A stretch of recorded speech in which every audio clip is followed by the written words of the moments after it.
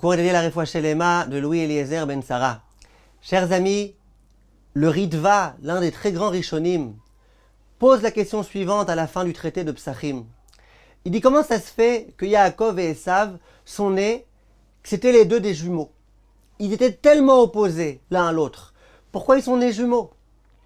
Avec en plus les problèmes que ça pouvait faire, parce que vous voyez, dans le ventre de la maman a commencé à s'inquiéter, etc.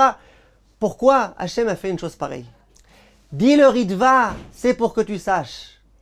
Il y a des gens qui vont dire, moi je ne peux pas être un grand tzaddik. Pourquoi? Parce que regarde, mon père c'était qui? Ma mère c'était qui?